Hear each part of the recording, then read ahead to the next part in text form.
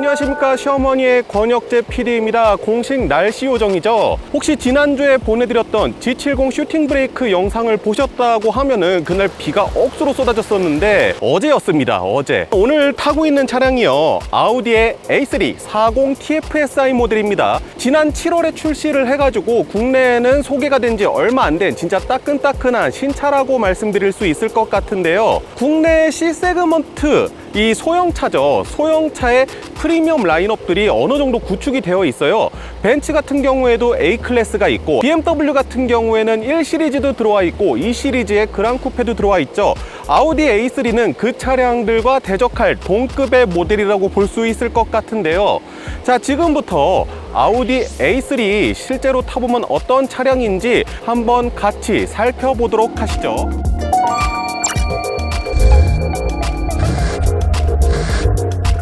이전 세대의 A3도 국내에 판매가 됐었죠. 그런데 과거에 바로 한 세대 전에 A3 같은 경우에는 상당히 얌전해 보이는 그런 스타일이었어요. 그래서 뭐 길거리에서 이렇게 마주쳐도 쉽게 시선이 가지 않는 약간 어린 선비와 같은 그런 느낌이었습니다. 그랬는데 이번에 새롭게 나온 A3 같은 경우에는 디자인이 상당히 악동처럼 변했다, 이렇게 말씀드릴 수 있을 것 같아요. 40 TFSI 단일 모델로 나오고 있는데 대신에 트림이 두 가지로 나뉘어져 있습니다. 일반형 트림이 있고 프리미엄 트림이 있는데 가격 차이가 한 400만 원 정도 차이가 나고, 디자인에 있어서 살짝의 차이가 있는데 그 부분 어떤 부분이 있는지 한번 자세하게 뜯어보도록 할게요.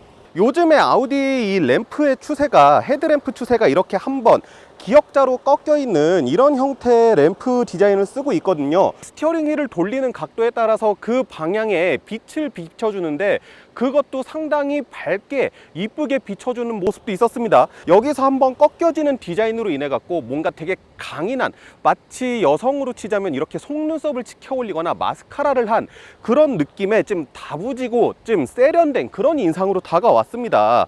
그리고 제가 지금 타고 있는 이 시승 차량이 40 TFSI의 프리미엄 트림이에요.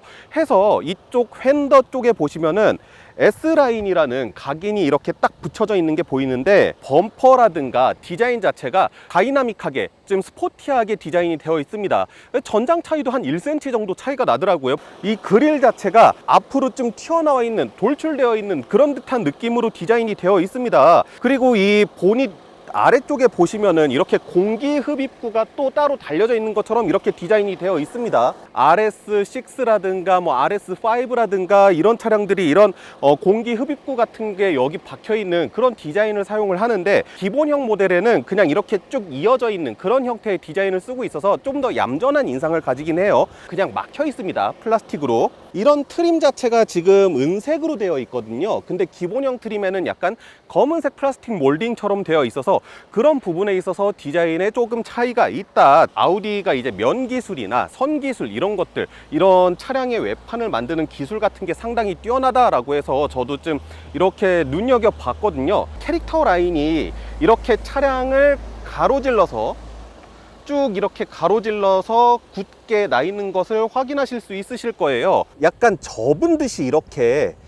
깊게 선이 나 있는 것을 확인하실 수가 있는데, 앞에 휠하우스, 뒤에 휠하우스 있는 쪽으로 해서 이 휀더 쪽을 또 부풀려 놨어요. 그러니까 여기서 선이 한번 이렇게 접혔는데 여기 이 접힌 부분에서 휀더 쪽에서 한번 또 이렇게 부풀어 오르니까 휀더 부분이 상대적으로 상당히 강조가 된 디자인이다. 이렇게 빛이 내려지게 되면요, 이 빛이 받는 쪽과 안 받는 쪽 이런 것들이 확실하게 대비가 되면서 진짜 멋있는 모습의 느낌을 보여줍니다. 그 밑에 또 이렇게 선을 한번 쭉 그어가지고 또다시 한번 볼륨감을 내고 있고, 선을 화려한 선을 쓰고 면을 화려하게 막 쓰고 그런 건 아닌데 디자인 어디 하나를 봐도 군더더기가 없는 그런 디자인이에요. 그리고 지금 이 시승 차량에 들어가 있는 휠이 19인치 휠이에요. 프리미엄 트림이 아닌 일반형 트림은 18인치 휠이 들어가게 되는데, 아반떼에서 봤었던 것 같은, 아반떼에서도 최고급 트림 말고 한 중간급 트림에 들어가는 것 같은 그런 휠의 디자인이 달려 있어서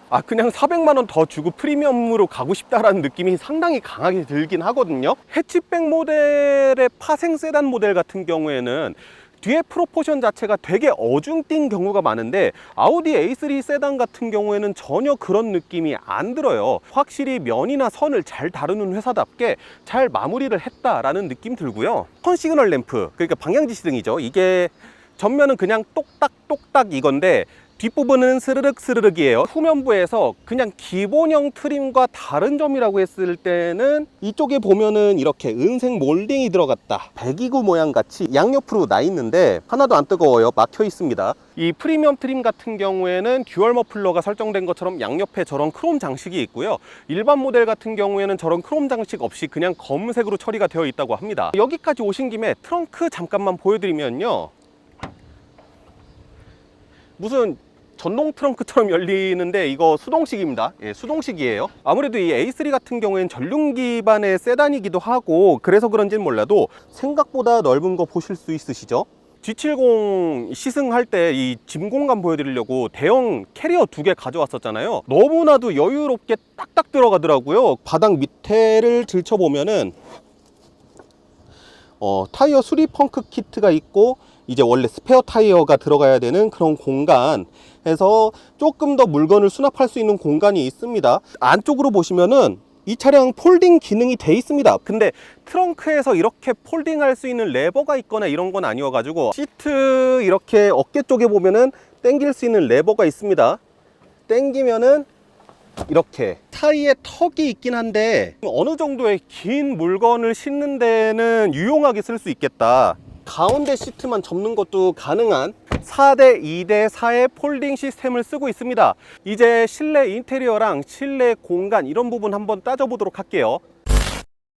제가 운전하던 시트 포지션 그대로 앉은 건데요, 스티어링 휠 같은 경우에 생각보다 이게 이 틸트 앤 텔레스코픽 되는 범위가 좀 넓은 것 같더라고요. 시트 포지션은 제가 생각했던 것보다는 살짝 높은 편이긴 한데 시트 조정되는 정도가 시트 상당히 뒤로 많이 밀려나네요. 어디까지 가려고 그러나? 야, 이 정도까지도 앞으로 당긴다고? 시트의 움직이는 폭 자체가 상당히 넓기 때문에 좀 다양한 체형들을 커버할 수 있겠구나 라는 생각이 듭니다. 시트 같은 경우에는 일반형 모델에서는 이제 헤드레스트가 달려져 있는 일반적인 시트가 들어가고요.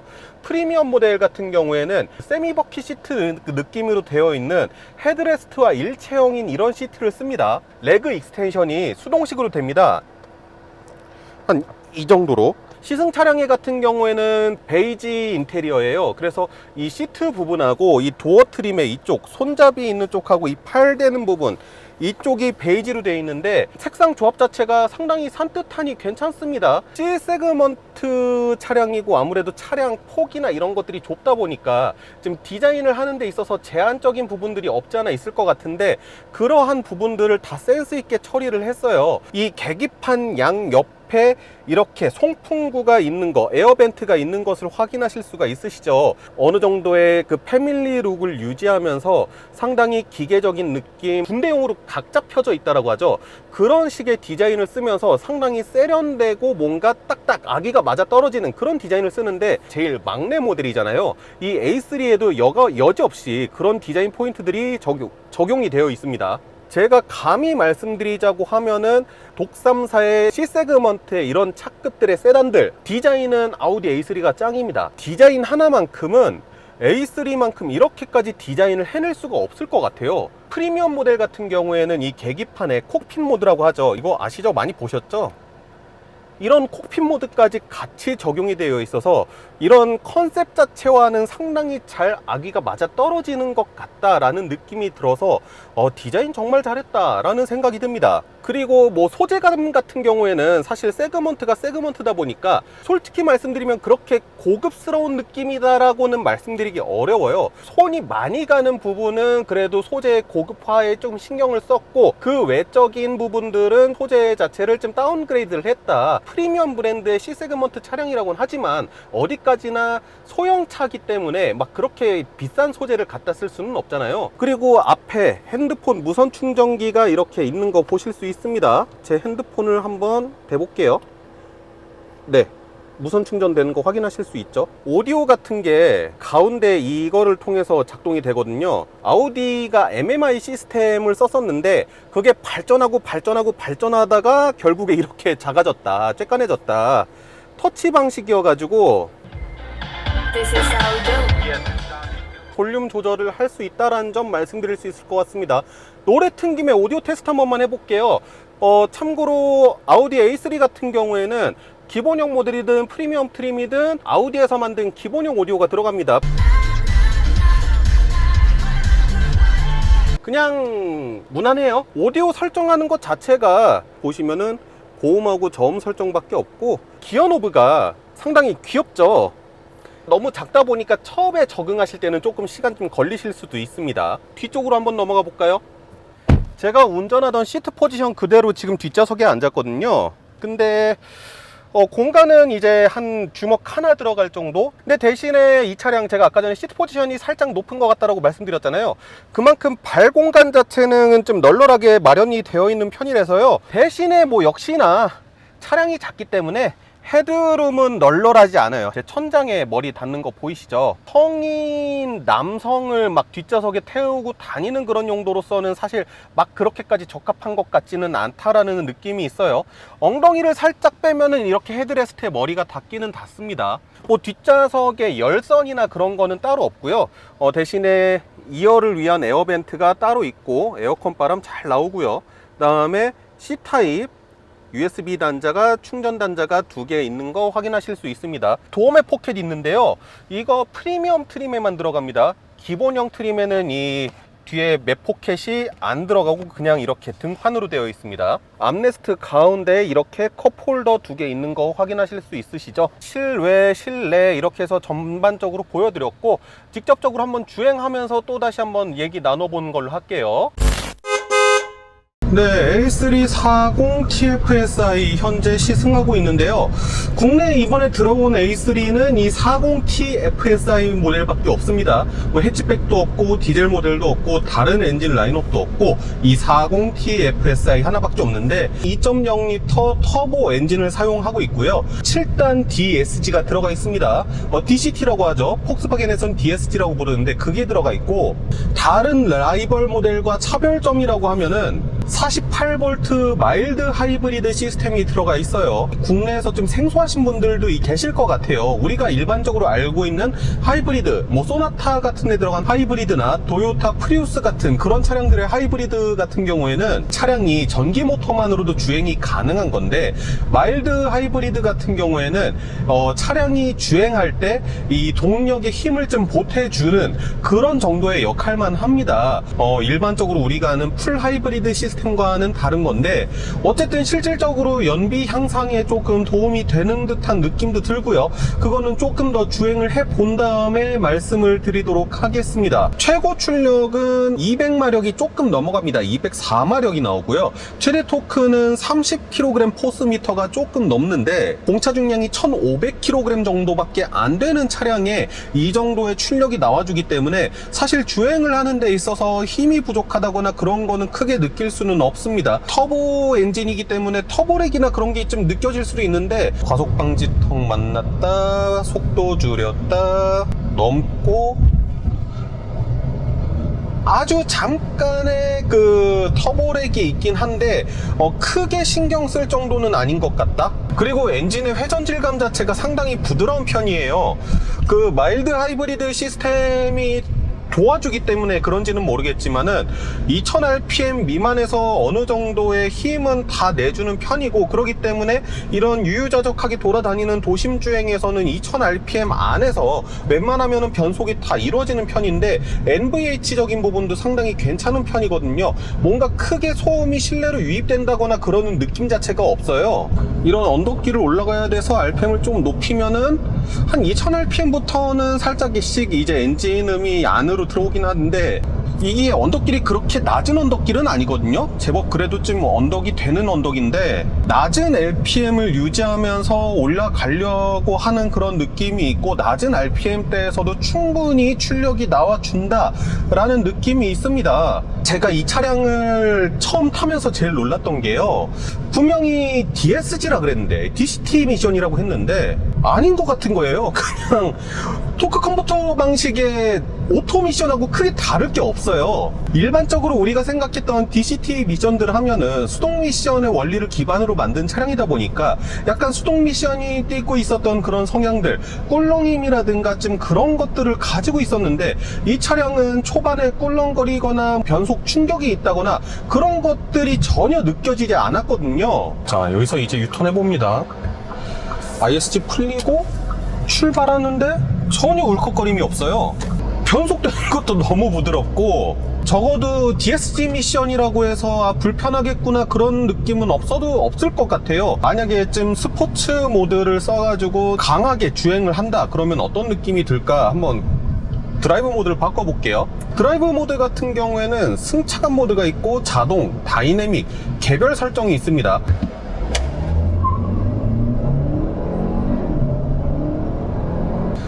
고회전 영역으로 가도 엔진의 반응이나 이런 것들은 상당히 부드럽고 이런 피드백 자체도 즉각적으로 오는 그런 느낌이 있습니다. 이 차가 성향 자체가 완전한 펑카 그런 차량이 아니기 때문에 고회전 영역을 가져다 쓰고 거기에서 이제 DSG를 활용해 갖고 변속을 딱 했을 때 뭔가 팡 하고 변속 충격을 내준다든가 좀 그런 재미로서의 요소 자체는 없어요. 그냥 프리미엄 브랜드의 일반적인 소형차로서 그냥 유유자적 운전하고 그러기에는 괜찮은 차량이다.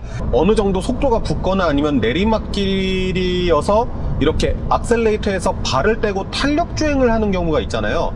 여기 RPM 게이지를 잘 보시면요, 지금 엑셀에서 발 떼볼게요.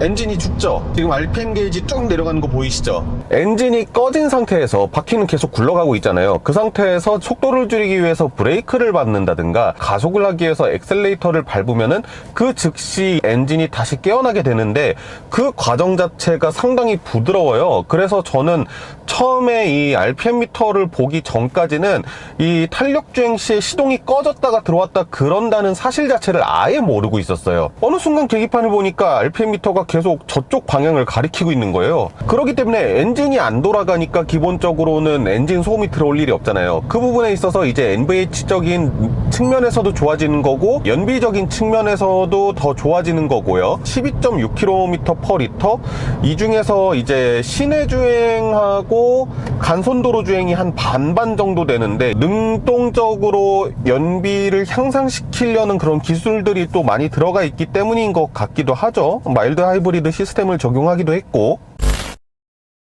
하체 세팅 같은 경우에는 제법 탄탄합니다. 탄탄하다 못해 약간 탱탱한 느낌이에요. 승차감 위주의 소프트한 그런 느낌보다는 노면의 그런 정보 같은 것들을 다 읽어서 전달해주는 그런 느낌이에요.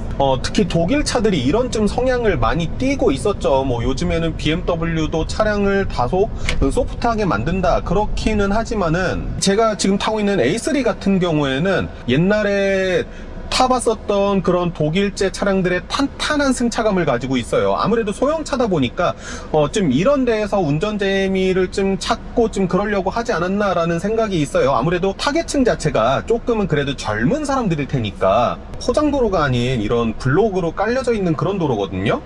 도로에 울퉁불퉁한 그런 정보라든가 그런 것들이 운전자한테는 좀 들어와 줍니다. 아무래도 그리고 이 차량 자체가 19인치 휠을 끼고 있기 때문에 차량의 크기에 비하면은 제법 큰 휠이 끼워져 있는 그런 거죠. 소프트한 승차감을 원하시는 분한테는 사실 이 차가 좀 안 맞을 수는 있어요. 정보 전달의 마무리 자체는 조금 부드럽게 해주려는 그런 느낌 자체는 있는데, 서스펜션의 스트로크 자체가 조금 짧게 느껴진다라고 해야 될까요? 제가 최근에 타본 차량들 중에서 제일 단단한 승차감이긴 한데, 대신에 이렇게 주는 정보들이 딱딱 맺고 끊음이 너무 정확하기 때문에 크게 불편한 느낌으로 다가오지는 않아요. 여진이 남아있는 것도 아니고 어떻게 보면 상당히 정직한 승차감인데, 대신에 이렇게 조금 단단하게 맞물려 놓으면은 유럽 차들은 그런 게 있잖아요. 소형차들은 운전 재미가 있잖아요.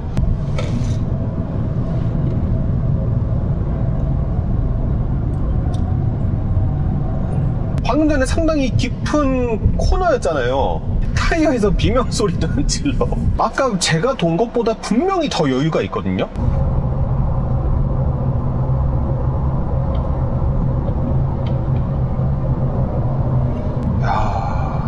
이러니까 승차감이 막 좀 단단하고 좀 약간 이렇게 정보 전달이 많고 그랬던 게 잊혀지는 거예요.